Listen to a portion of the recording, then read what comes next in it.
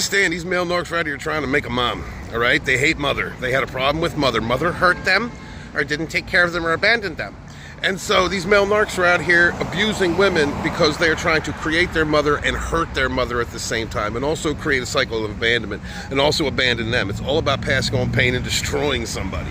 That's why these male narcs are closet queer, all right? It's why they are. Ain't nothing wrong with being bisexual, being gay or whatnot, but these male narcs, they will cheat on you. Guarantee you, ladies, this dude is out there meeting a tranny at a truck stop at some point. That's why they put their hands on you.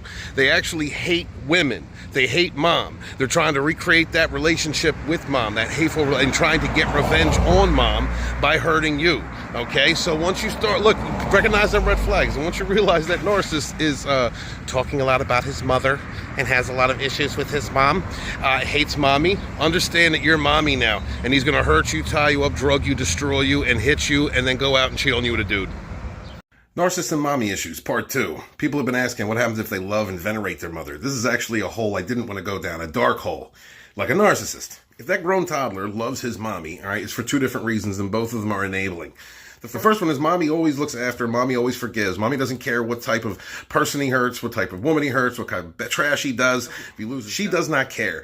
All she cares about is her little narcissist boy, which means that every woman he's with is being held to the standard of mom, which is never going to be attainable because eventually a grown person is going to get tired of being stabbed and lied to and cheated on. The other reason is mommy at some point allowed some type of sexual abuse to happen to that narc in their childhood while acting like the protector but never actually doing anything about it. This creates a love-hate relationship between narc boy and mommy. Mommy's most likely a narcissist, passed on her condition to her kid.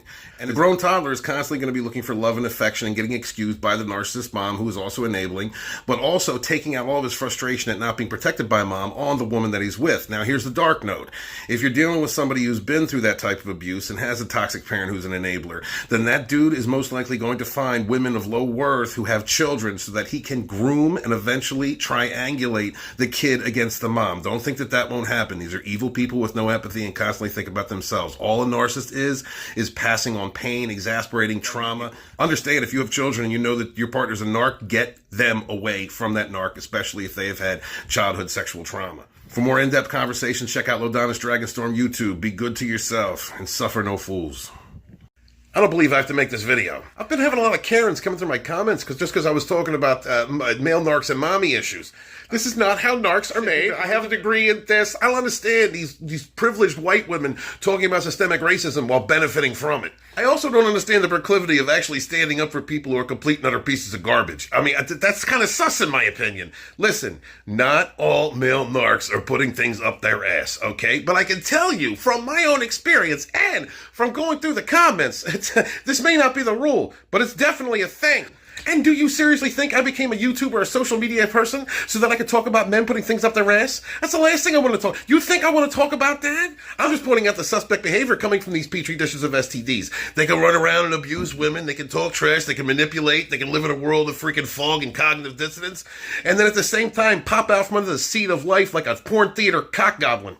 I have been stalked by male narcs, and I can tell you this. Male narcs are like unregulated preteen girls, emotionally all over the place, and there's always a gay vibe coming to it. There's something about a narcissistic man stalking other men. It's a little fagula to me.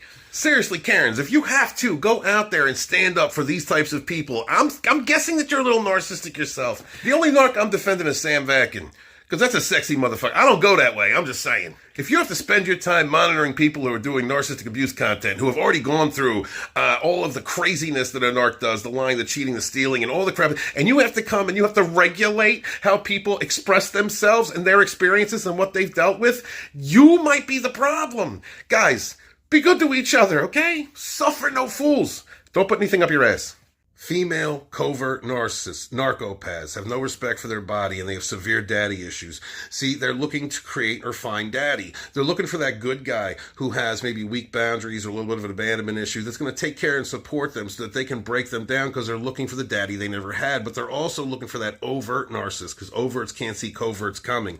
They're looking for that overt that's going to beat them and triangulate them and do all the things that they do because they're looking for daddy. They're going to hurt both of these creatures. with either fears, tears, or fellatio. They're going to triangulate both of these men in an attempt to destroy them so they get a feeling of control. And during the ghosting and devaluation stages, they'll use their tertiary supplies, the exes they already destroyed, or any low-grade man, low-value man that they could sleep with. And they're also depending upon the lies and their flying monkeys because of their fear, because they're hurt women, and they're depending on other men seeing that from the outside in and not understanding what's going on.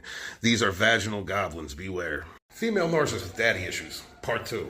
This woman had an absent father or an abusive father. Therefore, she is looking for her dad in someone else. This is why she triangulates. This is why she also has low self-worth. Women look for in their father what they're looking for in a potential mate. If their father was absent or abusive, then they're going to constantly chase dudes who are going to let them down. Perpetual roles of self-defeat. They're also triangulating men because that way they get attention. See, they didn't have dad around. Dad didn't give them any attention.